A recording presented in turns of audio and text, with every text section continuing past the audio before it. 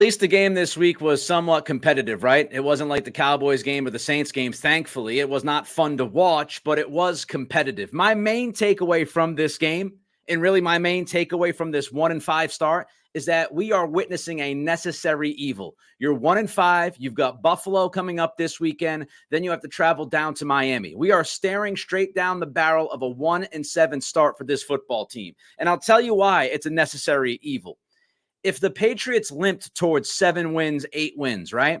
Say they weren't good to start this year, but they found a way to win yesterday, and then somehow, some way they split between Buffalo and Miami, and all of a sudden we're looking at a 3-5 start, and then the schedule gets softer from that point for the next few weeks. If we look at a season like that, limping towards 7, 8 wins, I have the fear that we would deal with the status quo, that nothing truly significant would change about the program. The only way, to me, that would force significant change from the tippity top is this kind of season. The necessary evil to plummet to the bottom of the league, to leave nothing up to guesswork, to not be able to look at this team and say, oh, well, if they just tweaked this, if they were just able to change this. I don't want anything to get in the way of significant change with the way this thing is being run right now. It's obvious to me, it's obvious to you that significant change is needed. 1-5 is not nearly good enough. But I'm not sold that Robert Kraft would have made a truly significant change unless the season continued to look like this. And if it does continue to look like this, the worst possible thing that could happen, in my opinion, is for this Patriots team to find a way to win 5, 6 more games this year. Because I have a feeling that what we would see is a Matt Groh promotion to having full autonomy on personnel, but still dealing with Bill Belichick on a day-to-day basis, Belichick being the head coach. Belichick's history with Groh is well known. I don't know how much would truly change if it was just a promotion for Matt Groh. I think we need to look at some sweeping changes. We've been saying it for the last couple of weeks. In complete and utter misery is likely the only way that Kraft would actually burn this thing down to the ground. And the more we watch this team, the more you look at how this roster was built, the shortcomings across the board, the lack of true good depth, all of the things that we've discussed. The more you look at this, the more it feels like the complete misery is the necessary evil to cause Kraft to pull the trigger and end it all. To burn this to the ground, to say, hey, look, we love the 20 years, but enough is enough. We need to start over. The team was supposed to start over yesterday, and we saw the same mistakes. We saw the same kind of football. Just not good. Simple as that. And if we have to all sit through a 2-win season, 3-win season, 4-win season, if we have to sit through that to re-energize, to restart this franchise, to make things better in the long term, if we have to deal with short-term pain for long-term gain, I'm fine with it. A necessary evil. All right, I want to get into Mac Jones, the quarterback conversation, because everybody is going to be looking at the QB. Everybody is talking about him this week. I'll get to that in a minute. First, I remind you to like, rate, review, and subscribe. Apple Pod, Spotify, and of course, YouTube. Give us that thumbs up. It takes a second of your time. Throw in a comment whether you agree or disagree with what I'm saying. Let's jump to the never-ending Mac Jones conversation. First, Mac's not playing well. Looked like a broken quarterback against Dallas. Looked like a broken quarterback against New Orleans. He was slightly better yesterday against Vegas. Still not nearly good enough. The quarterback is not good right now. The interception, inexcusable. We've seen it too many times. An awful throw. Unable to make that throw off platform, off schedule. It was a bad throw. It killed the momentum. You had some rhythm offensively. You're in Vegas territory, and you squander it by missing Hunter Henry by 5 miles. Absolutely freaking brutal. Bad all the way. Got away with a bad decision on a throw to Ty Montgomery that should have been picked, again, deep in Vegas territory. He's fortunate Spillane dropped it, let it go right through his hands. I thought that Mac Jones also missed Kendrick Bourne on a 3rd down play. Just missed him. Didn't see him. Locked in on Henry way too long. So Mac's not good right now. There's no argument. There's no debate. Somebody tries to tell me that he's playing well, or he's playing good, or he's giving this team the best chance to win. He's given this team the best chance to win because you have nothing behind him, but he just has not been good.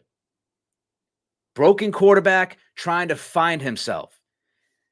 But what I want to focus on is the why. Because everybody's going to tell you the result, the what. Everybody is going to tell you. I can tell you, you can see this. Everybody knows that your quarterback right now is damaged. He's not a good NFL quarterback as we sit here today. There's no debating a back and forth on that. But why? Why is that the case? And I know a lot of people, including myself, have brought up Tua Tagovailoa and the comparison between Tua and Mac. But I want to dig deeper because it's not only looking at Tua and saying he has the same kinds of strengths as Mac coming out of college, coming out of the same college at Alabama. It's how Miami handled Tua, the way they corrected how they handled him, and what Tua is today compared to what he was even a year, 18 months, 2 years ago. So let's dig into this. And let's look at why Mac Jones, at least in my estimation, why Mac is not a good quarterback right now. I'm not telling you great. I never expected him to be great. I did expect him to be good. I did expect him to look like a quarterback that could be the leader of a franchise. Now, aside from the emotional stuff that we've addressed, aside from some of the leadership things, I thought he took a step in leadership yesterday, was much more conversational on the sidelines, was talking to Belichick, coaching staff, teammates. But I want to focus on why he's not playing good and why he is playing well below the average standard that I think many of us expected from him. And it goes back to the Dolphins story. Let's go back. Let's flip the pages back to Tua getting drafted. Tua is drafted by Miami. Coming out of Alabama, his most impressive traits are his accuracy and his ability to process what's in front of him. Anticipatory throws. The ability to process, get rid of the football accurately, and move the chains. That was what Tua was at Alabama. A mostly stationary quarterback. A pocket quarterback. Very similar to Mac. The scouting reports are so damn similar between the two players, but we know that. So what did Miami do? Let's go back. Tua's drafted, and what Miami does is that they give Tua a defensive-minded coach. His head coach, when he comes into the league, is Brian Flores. Not only is Brian Flores a defensive coach, he's a defensive coach from where? New England. So what does Flores do as a defensive coach taking a new young quarterback under his wing? What does Flores do? Flores brings in an offensive coordinator, Chad O'Shea. Now, where's Chad O'Shea from? Chad O'Shea, also part of the New England franchise, also part of that coaching tree. So you have a defensive-minded head coach who comes from New England. He hires an offensive coordinator that he worked with in New England. What offense will he run? The New England Patriots offense. Not only that, who was Tua's number one receiver? Who was the guy who was supposed to help Tua out? Devontae Parker. Who's the number one receiver for Mac Jones right now? You could say Kendrick Bourne, but it's supposed to be Devontae Parker. They traded for Parker. They gave him money. They extended him this offseason. Parker is supposed to be that guy to bail Mac out, to be able to make the big plays downfield, the 50-50 balls, which are really like 95-5, as we saw yesterday, which we'll get into. So defensive-minded head coach from New England brings in offensive coordinator who runs the Patriots offensive system. Devontae Parker as the number one receiver. The only difference is Parker was actually younger back then, like we all were. So Parker's the number one. You know what else happened with Tua, especially in his rookie year? Terrible offensive line play. If you look at Miami's offensive line in Tua's first couple of years, bottom 5, bottom 7 in the league. Sound familiar? Does it sound familiar that a young quarterback out of Alabama with the most impressive traits of processing and accuracy steps into the league with a defensive-minded head coach from New England, an offensive coordinator that runs the Patriots offense, Devontae Parker as the number one receiver for that guy, having to play behind a bad, if not just straight up terrible offensive line? Does that sound familiar? And what was being said about Tua back then? I'll tell you what was being said about Tua, even as recent as last year.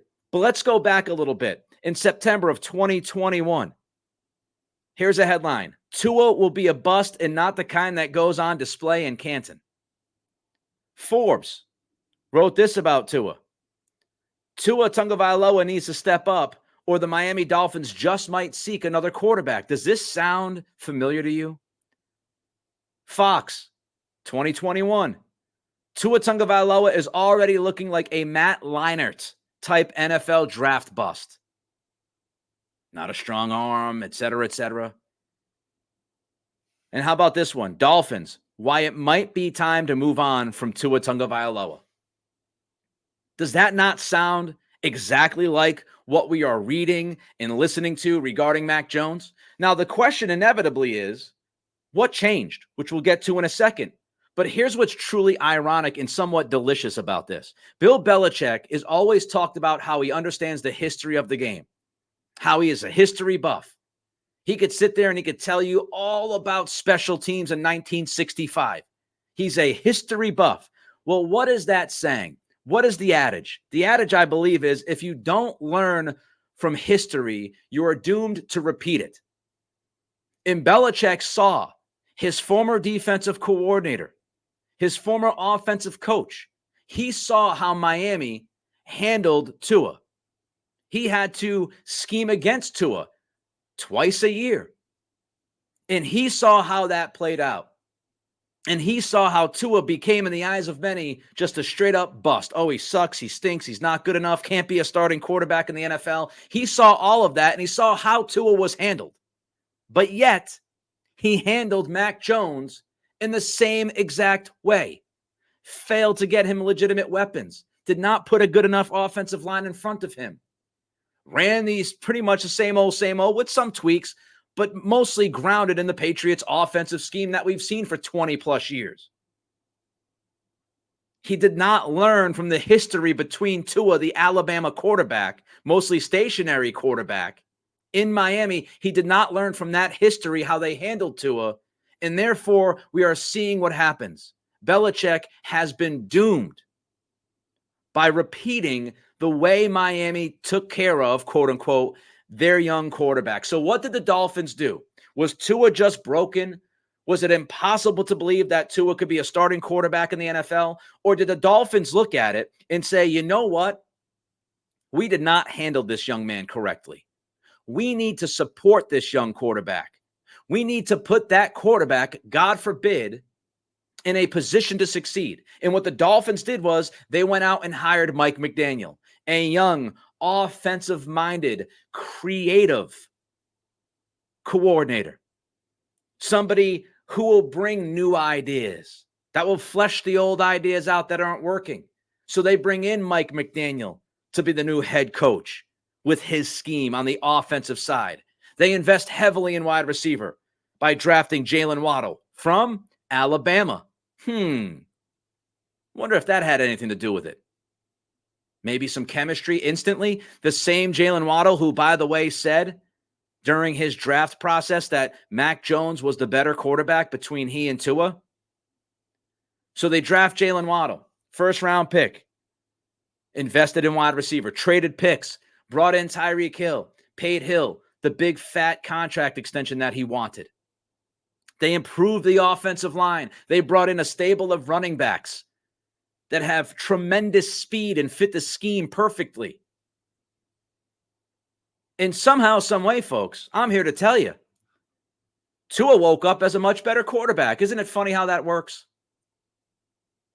Maybe it wasn't the quarterback that just sucked. Maybe, just maybe, it was how the quarterback was handled. It was what the quarterback was given. And that is not to blame all the turnovers and all that stuff. I'm just telling you. Tua was in a very, very similar spot as Mac is right now. And there were people with torches and pitchforks ready to get rid of Tua.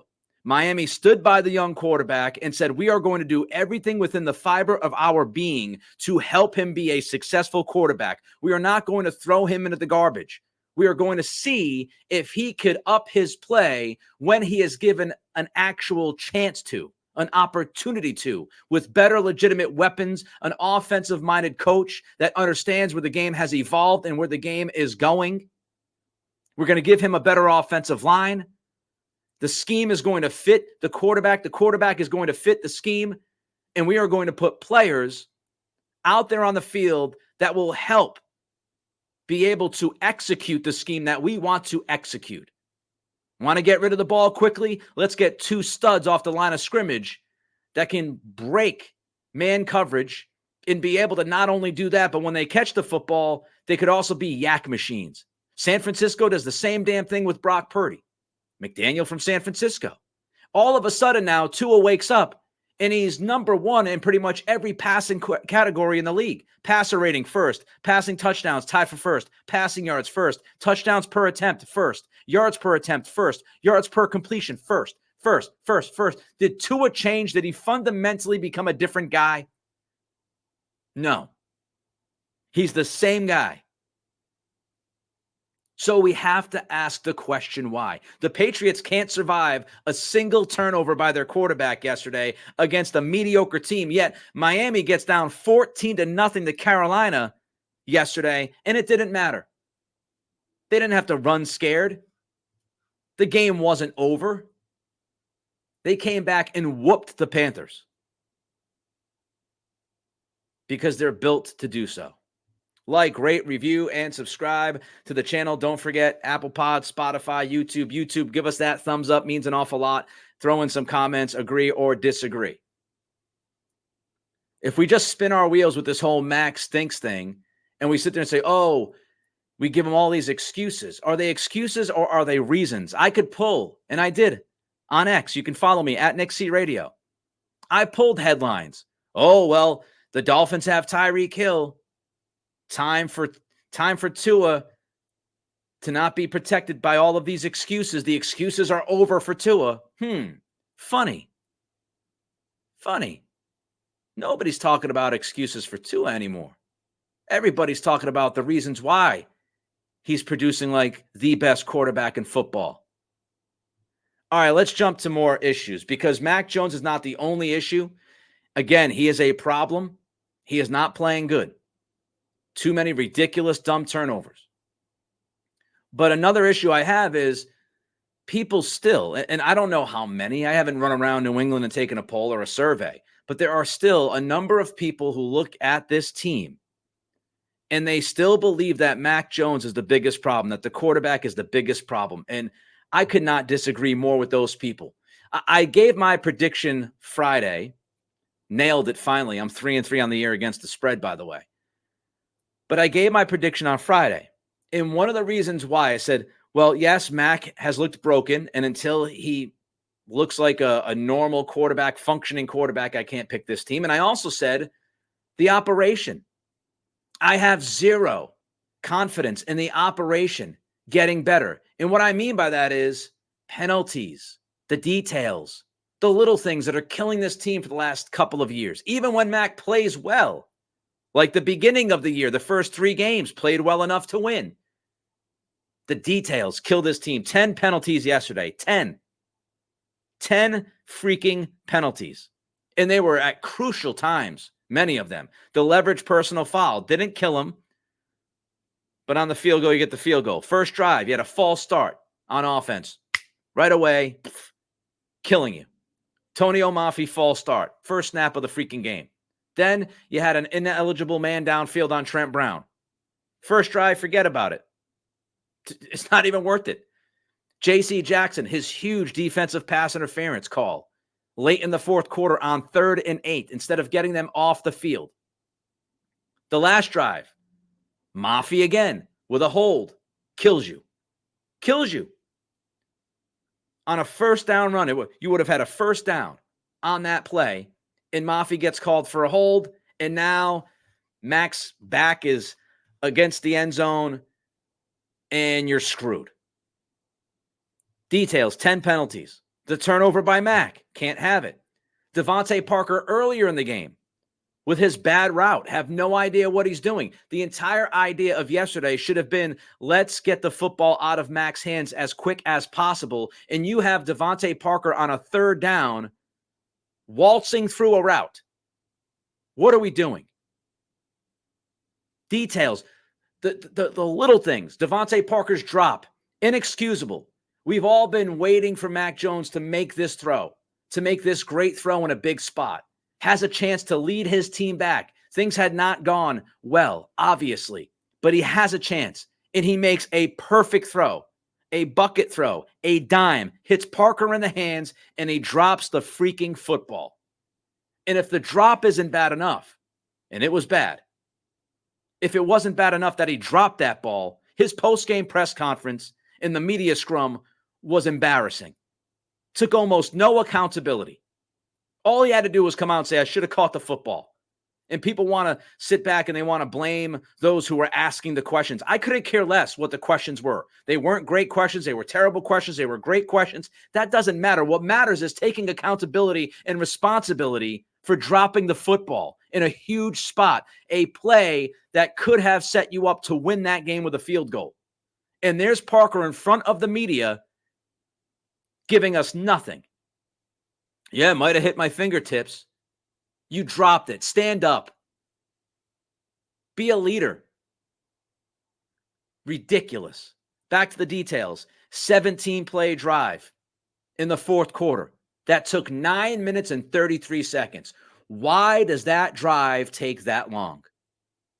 You're down 2 scores, and you take almost 10 minutes off of the fourth quarter clock.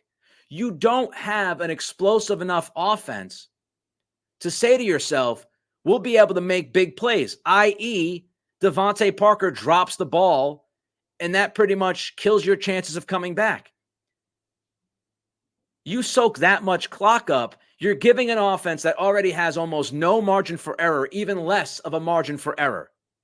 That program has to run quicker. That operation has to be better. Plays have to be in. They have to be run quickly. 9.5 minutes.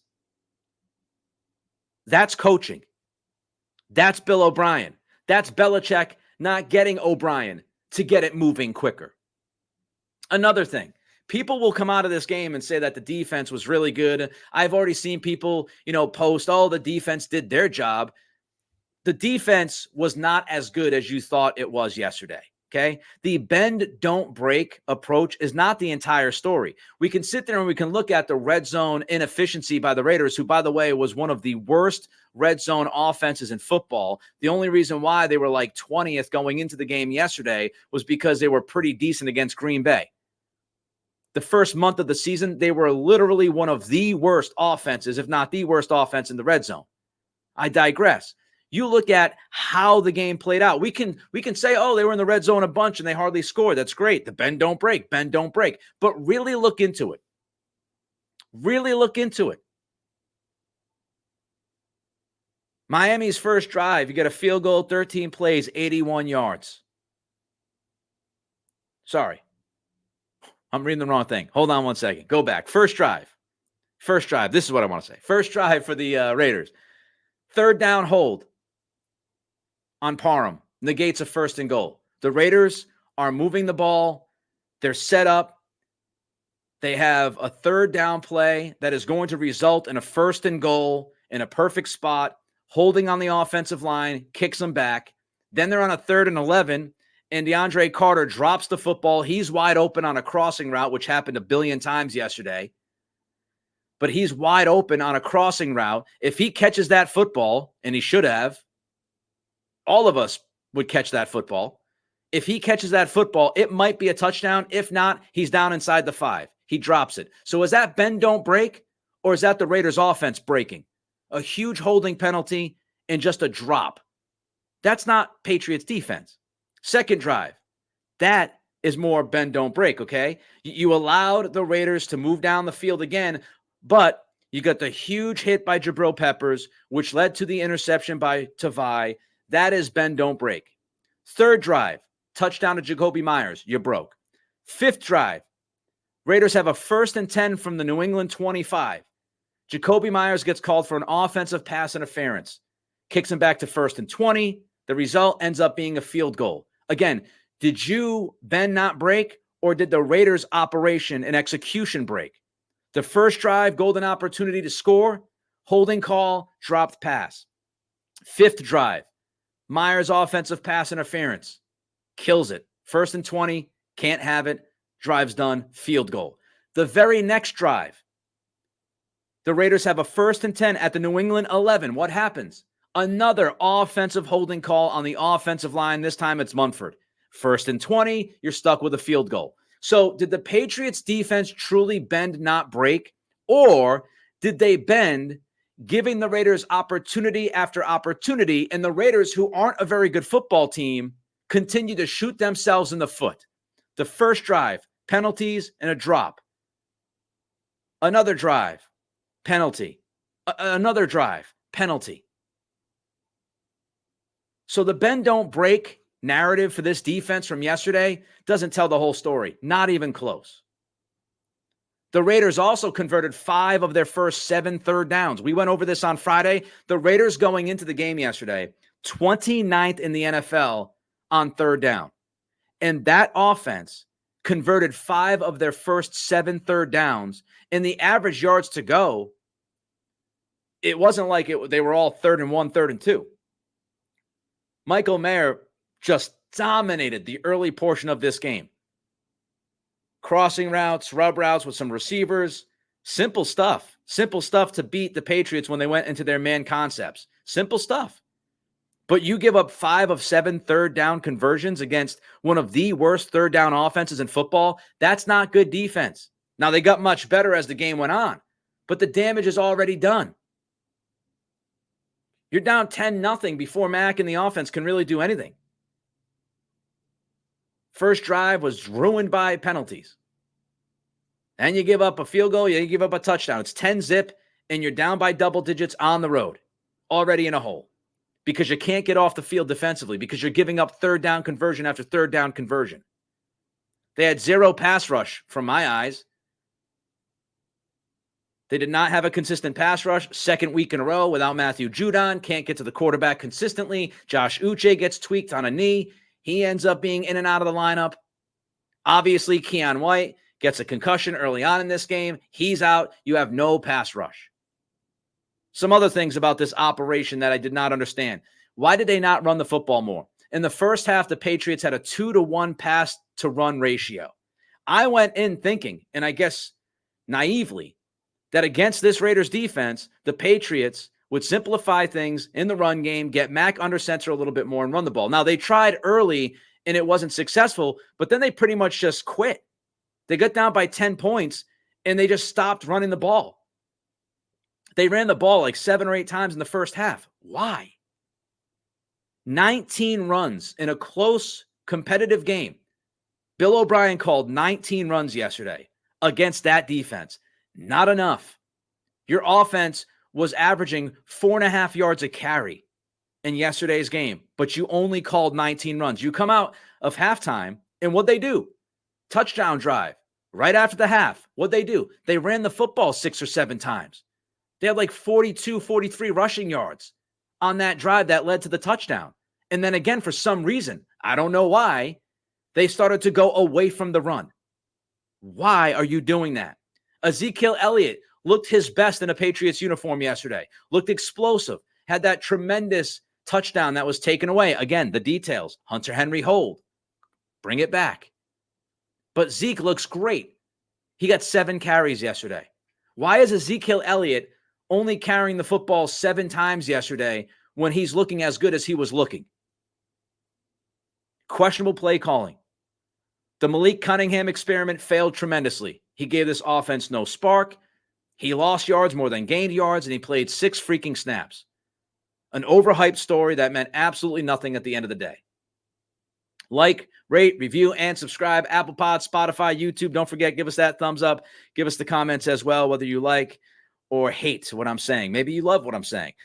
Just before we go, I do want to give a shout out to some guys that actually played well. Kendrick Bourne was the passing offense. 10 catches, 89 yards. He was tremendous yesterday. Shout out to Kendrick Bourne. Again, Ezekiel Elliott, I thought played really well. Shout out to him. Ramondre Stevenson looked pretty good. So both running backs I thought looked good, which again makes no sense how you ran the ball 19 times. 4.5 yards a carry. Thumbs up to the running backs. Defensively, Tavai, Anthony Jennings, I thought both guys were really good on the edge versus the run. They were incredibly responsible on the edge. They came up with several good plays. I give a shout out to Tavai and Jennings. I thought Jawan Bentley played pretty well. Christian Barmore. We talked about how the interior offensive line of the Raiders is soft. Barmore took advantage of that. He made a number of impact plays. Got his hand on 2 passes to block those up and deflect those and ruin those plays. Stopped several runs. I thought Barmore was really good. And Jabril Peppers plays like he gives a crap. Forced a turnover with that vicious hit on Devontae Adams. I thought Peppers played pretty well. So credit to Bourne and Stevenson and Zeke and Tavai and Jennings and Barmore and Bentley and Peppers. I thought those guys played good football and looked like they cared. But unfortunately, it's another loss. 1-5 now on the season for the Patriots.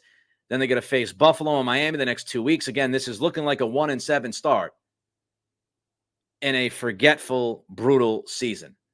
We'll be back tomorrow. We'll look forward to what I think needs to happen now after this 1-5 start with this team. We'll get into that and much more. Until then, be well. It's the Nick Cattle Show.